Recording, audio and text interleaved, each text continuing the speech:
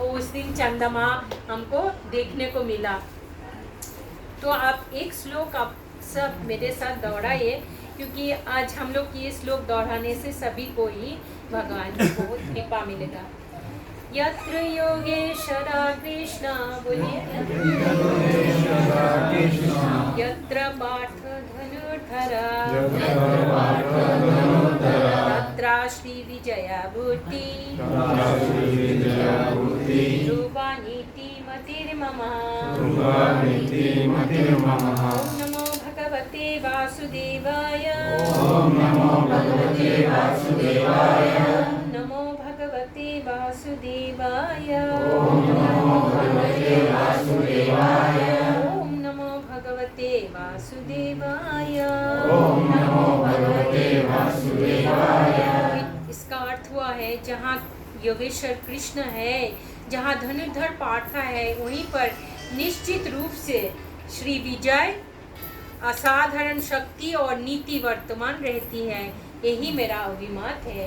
हरे कृष्णा। मधुश्री माता जी, आप बीच में ना यशोमती नंदन आपको गाने का है, आप आइएगा। हाँ, हरे कृष्णा।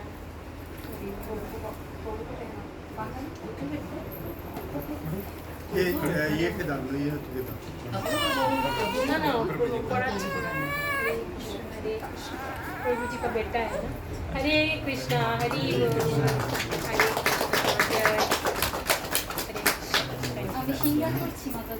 बोल, हरे यशोमती नंदना का गायिका। तो भगवान कौन सा गढ़ में था? पहले तो देवकी माई की 6 पुत्र का निधन हुआ, सबको आप जानते हैं। फिर 7वां जो है वो कौन है? बलराम जी, जो आदि गुरु की स्रोत है, आपने सब सुने थे। अष्टम गढ़ में भगवान कौन आते हैं? भगवान श्री कृष्ण स्वयं। प्रभु आप थोड़ा बाहर ले जाइएगा। हाँ, हरे इधर लेके आओ बेटा।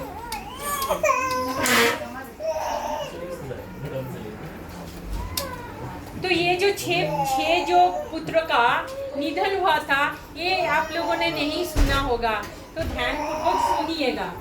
ये जो 6 पुत्र का निधन हुआ था, ये मारीची ऋषि का पुत्र था। हम जिसको बोलते हैं ना 6 रिपु है, काम, क्रोध, लोभ, मोह, माद, मात्सर्य, ये एक्चुअली मारीची ऋषि का पुत्र थे। और प्रजापति ब्रह्मा की कोई कार्यकलाप देख के वो हंसने लगा। मजाक करते हैं ना, कैसे हम भी बीच बीच में भक्तों को कभी हम हंसते हैं, तो जैसे ऐसे हंसते थे तो ब्रह्मा जी बहुत क्रोधित हो जाते हैं और मारीची ऋषि की इन पुत्रों को श्राप देते हैं कि आप असुर कुल में जन्म लोगे। कैसे? क्योंकि भगवान हंसे थे, ब्रह्मा जी उनको श्राप दिया था। तभी असुर कुल में जब जन्म होता है तो मारीची पुत्र का कालनेमी की पुत्रों के रूप में जन्म होगा। तो ये कालनेमी कौन था? ये कालनेमी था स्वयं कंसा। और कंसा जो एक एक करके 6 पुत्रों का हत्या किया था, असल में वो खुद का ही 6 पुत्र था। तो इसके बारे में हम चर्चा करेंगे। तो ब्रह्मा के पास वो लोग अमरत्व लाभ हेतु जब तपस्या कर रहे थे, तो हिरण्यकशिपु जब जानने लगा मेरा पुत्र वो अमरत्व के लिए ब्रह्मा के पास गया, क्योंकि हिरण्यकशिपु खुद सोच सकता था कि मैं भगवान हूँ, जय हिरण्यकशिपु, जय हिरण्यकशिपु। तो वो बहुत क्रोधित हो गया और उनके प्रति कोई स्नेह नहीं गया। और उन्होंने कहा कि आप ये जो क्रोधान्वित होके बोलते हैं, मुझे छोड़ के ब्रह्मा की आराधना कर रहे हो, तुम्हारी पिता ही तुमको वध करेंगे। तो हिरण्यकशिपु को श्राप दिया था बोल के ही वो जो कृष्ण अवतार में वो कंस के रूप में उसको जन्म होता है। और देवकी की जो पुत्रों 6 को हत्या करते हैं, ये कालनेमी का ही, ये मतलब कंस के रूप में 6 पुत्रों का उन्होंने हत्या किया था। तो नाम क्या था? हंस, सुविक्रम, क्रात, दमन, रिपुमर्दन, क्रोधो, हंता। इस 6 गर्भों किया था। देव की माता की गर्भ में आश्रय लिया था। और कालनेमी जब भोजपति कंस के रूप में, राजा के रूप में जन्म हुआ तो उनके अपने पुत्रों को ही हत्या कर दिया। तो इसीलिए बोलते हैं ये सारा रूप जब तक हमारी हृदय में रहेगा, हमारी हृदय में, तब तक कृष्ण की प्राप्ति नहीं होगा। जब तक गुरु आके हमारी हृदय को संशोधन यानी कि शुद्ध कर देंगे। तो इसीलिए हम देखते हैं कि देवकी माता के गर्भ में जब बलराम जी आते हैं, उनको पूरे गर्भ को शोधन कर देते हैं, उसी के बाद ही तुरंत भगवान श्री कृष्ण आते हैं। भगवान परम पुरुष भगवान जो आते हैं, जब आए हैं तो पहले वसुदेव की हृदय से माता देव की हृदय में आविर्भूत होते हैं। ऐसे बोलते हैं भगवान की जन्म कर्म च मे दिव्यम मामेव येति, दैट श्लोका इज देयर। जन्म कर्म च मे दिव्यम यो वेत्ति तत्ततः त्यक्ता देहम पुनर्जन्म नैति माम हेतु सहजना। जो जिस प्रकार मेरा इस दिव्य जन्म और कर्म को यथा रूप से जानते हैं, उनको शरीर को त्याग करके पुनराय जन्म नहीं लेना पड़ता है, वो मेरा नित्य धाम को लाभ करते हैं।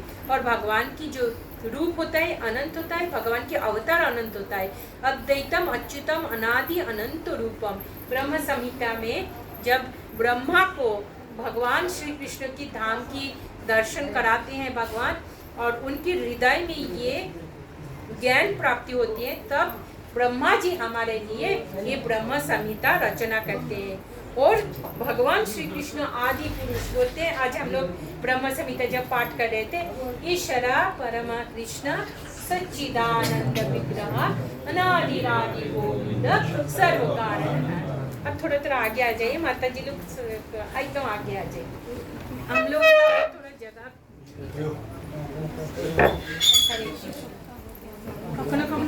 ऑडियंस के लिए प्रभु आ जाइए, वो ओपन रहने दो थोड़ा, ये खुला रहने दीजिए, ये भी आएगा। हाँ, ये भी आएगा।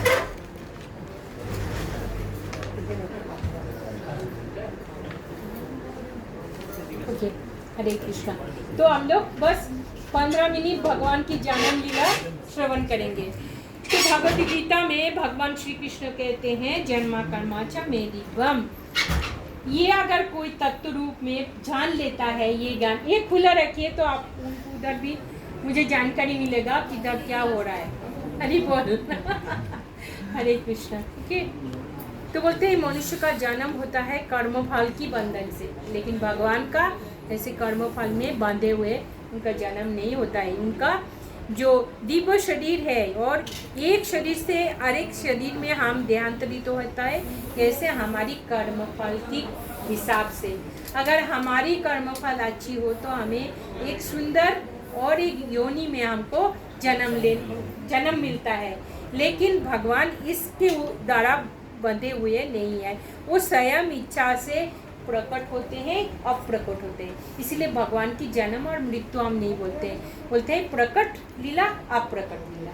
वो प्रकट होते हैं, अप्रकट होते हैं। जब भगवान के आविर्भाव की समय हुआ, तब काल सर्वगुण समन्वित होकर सुंदर रूप से साज ढाज के जाग उठा और पृथ्वी आनंदमय हो गया।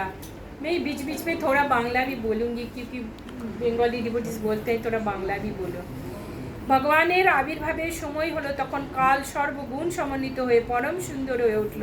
তখন পৃথিবী আনন্দে পরিপূর্ণ হয়ে উঠল।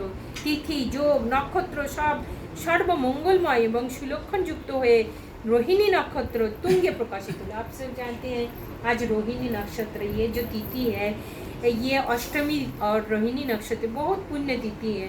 तो भगवान यहाँ पे देखिए, जब भगवान आ रहे तो माँ धरती भी कितना उत्फुल्ल हो रहे हैं, क्योंकि माँ धरित्री इतने सारे असुर की पाप से वो एकदम मानो की नाजहाल हो चुकी थी।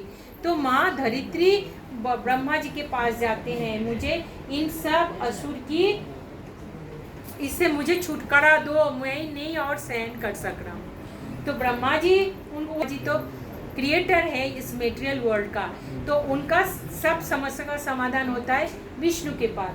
तो इसीलिए क्षीर समुद्र में जाते हैं और वहाँ जाके एक शीतोदीप बोल के इस मेटेरियल वर्ल्ड में, वहाँ पे क्षीर समुद्र में क्षीरोदक्षाई विष्णु है।